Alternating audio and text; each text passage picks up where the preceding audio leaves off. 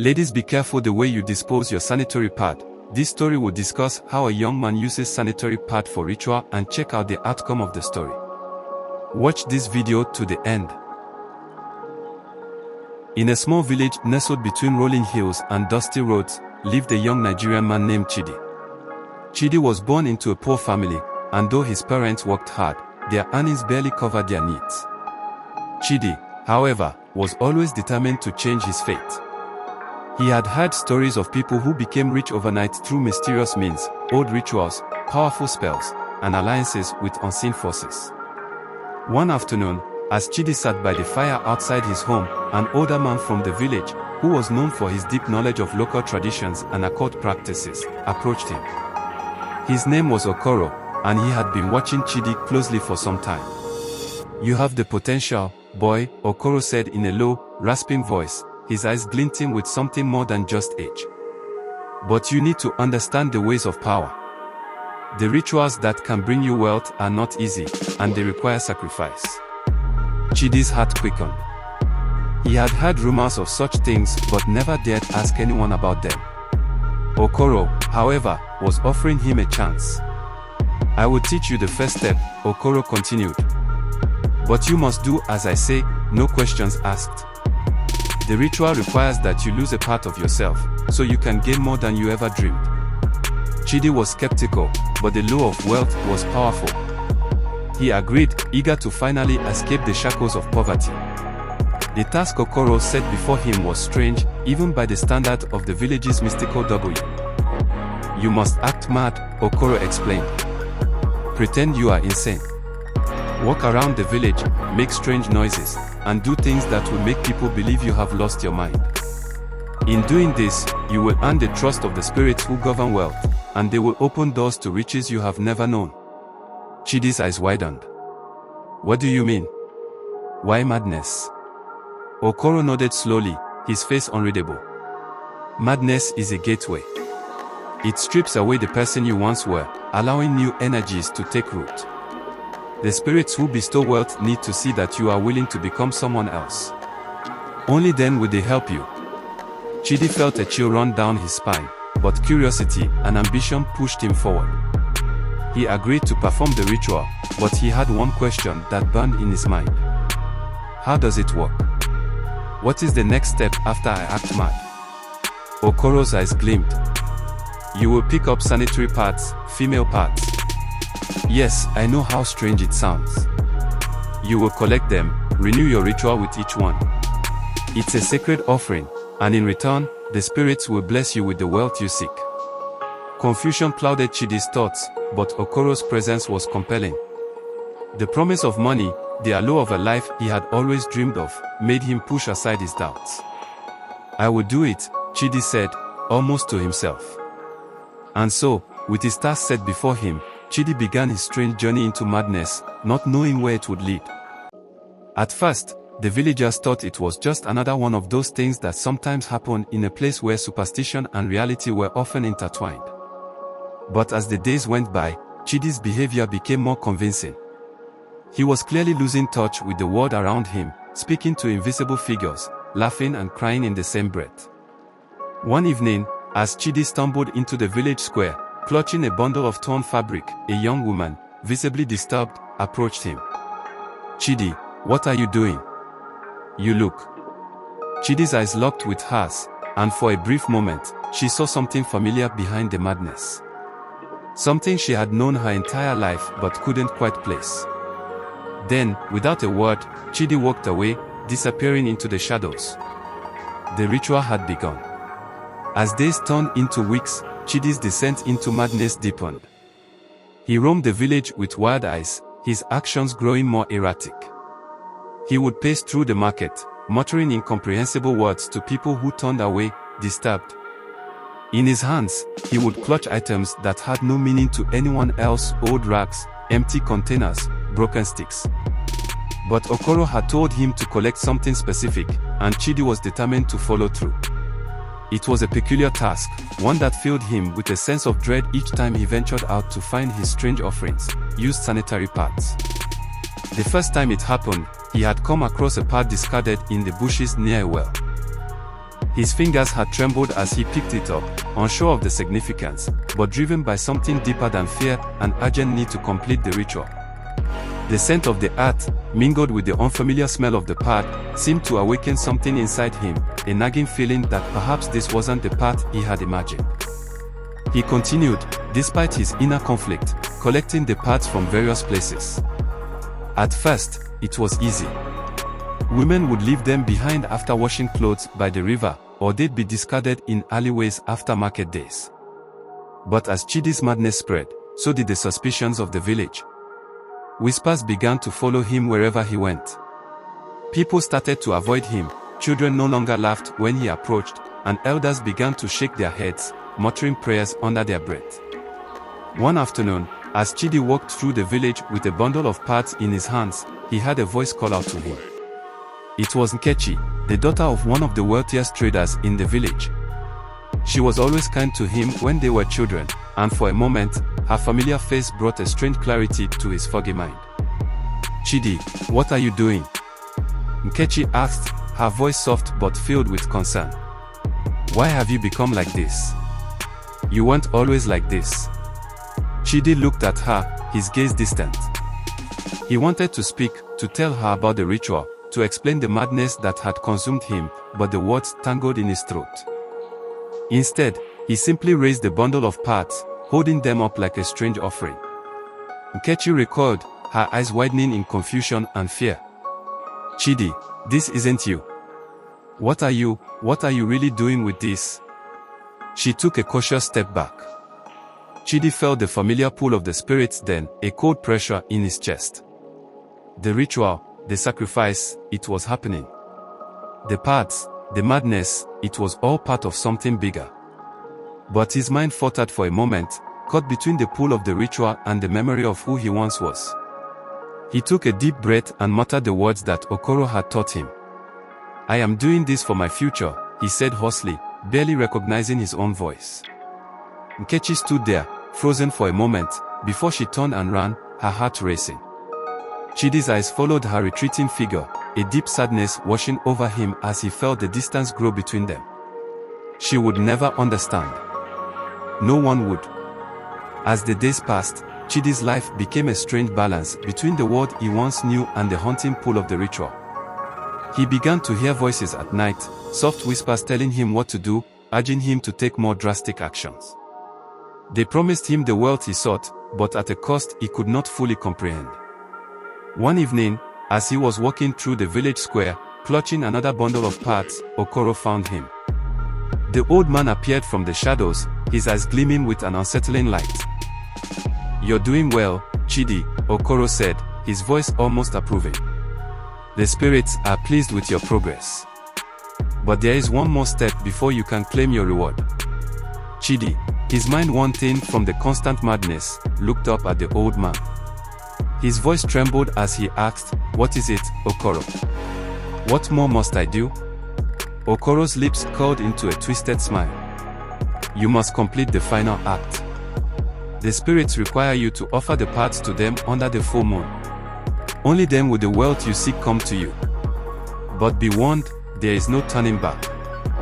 The full moon was approaching, and with it, Chidi's fate would be sealed.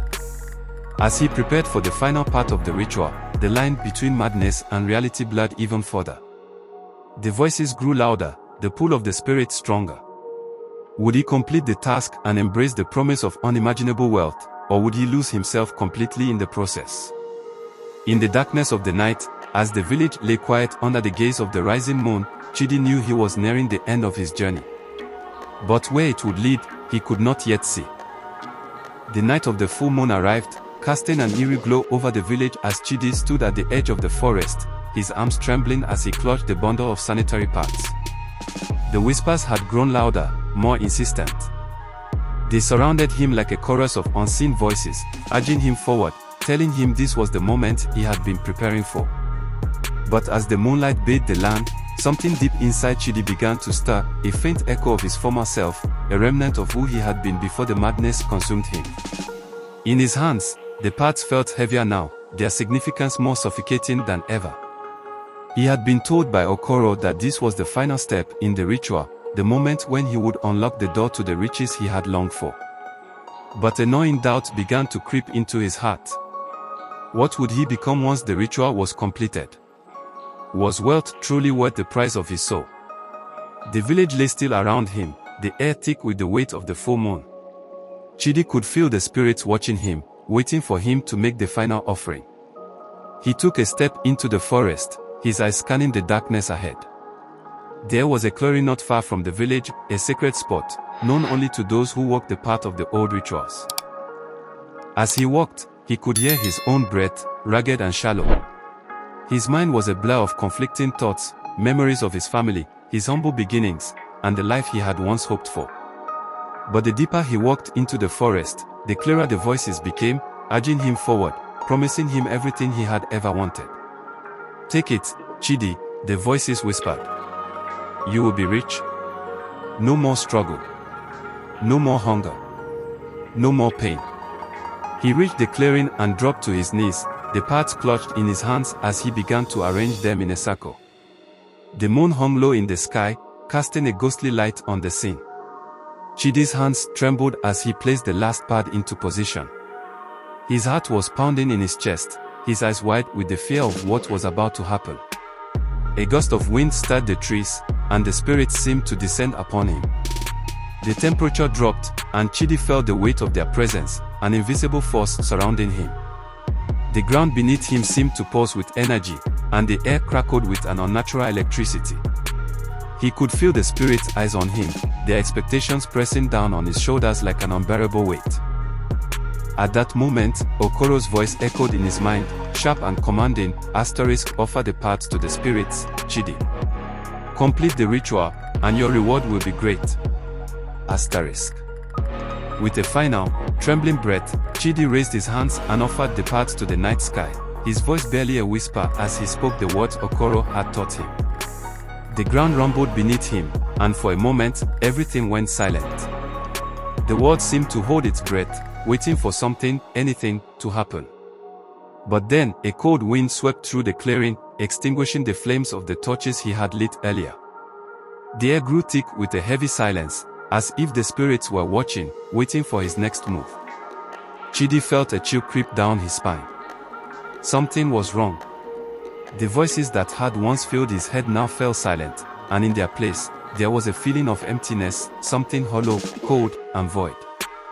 He could no longer hear the spirits, no longer feel their presence. Panic gripped him as he looked around, the silence now deafening. "Okoro," he whispered, fear creeping into his voice. "What have I done?" Suddenly, a figure appeared in the darkness of the forest, a shadow moving just beyond the reach of the moonlight. Chidi's breath caught in his throat as he recognized the form. It was Okoro, but his eyes were not the same. They were dark, hollow, as if drained of life. "You have completed the ritual, Chidi," Okoro said, his voice low and cold. "But there is more to the cost than you realized." Chidi stumbled back, his heart racing. "What do you mean? What have I done?" Okoro's lips curled into a cruel smile. "You've given yourself to the spirits, Chidi. They have taken what they were owed. And now, you belong to them." The ground beneath Chidi's feet seemed to shift, as if the earth itself were closing in on him. He could feel the weight of the ritual crushing him, the knowledge that his soul had been claimed, that the wealth he had been promised would never come without an even greater price. A terrible realization washed over him, he had been tricked. The wealth, the power, the riches, these were never his to begin with. They were illusions, promises that would bind him to the spirits forever, feeding off his desperation, his madness, and his sacrifice. Chidi's knees buckled as he fell to the ground, his hands reaching out for something to hold on to. The forest around him seemed to close in, the shadows growing longer, darker, until they engulfed him completely. "Okoro." Chidi gasped, but the old man was gone, his figure vanishing into the night as though he had never been there at all. And in that moment, Chidi understood the true cost of the ritual. There was no escape. No turning back. The spirits had claimed him, and there would be no riches, no salvation, only an eternity of servitude in a world beyond the living. And as the last vestiges of his humanity faded into the darkness, Chidi realized that the price of ambition had been far higher than he had ever imagined. As the cold grip of the spirits tightened around Chidi, the forest seemed to pulse with an unnatural energy. He could feel his body growing heavy, as if the earth itself was swallowing him whole. The once clear path he had followed, in pursuit of wealth and power, had become a twisted maze, and the light of the moon above seemed distant and unreachable. Chidi struggled to rise, his hands clawing at the dirt, but it was futile. The voices that had once guided him, that had promised riches and success, now mocked him, whispering taunts in a language he could no longer understand. His mind, once consumed by dreams of wealth, was now filled with regret, a deep ache that spread through him like an illness. Okoro was right, he thought bitterly, the reality of his situation sinking in. I've lost everything. The shadows around him seemed to shift, swirling into dark shapes, as though they were alive. He could hear them, feel them, creeping closer. The price of his ambition was far greater than he had anticipated. His desperation, his willingness to abandon reason and morality in pursuit of fortune, had led him to this terrible place, caught between two worlds, neither truly his. But in that moment of despair, a thought emerged through the haze of his confusion. A memory of his mother's voice, soft and comforting, filled his mind. She had always told him stories of patience, of hard work, and of the value of integrity.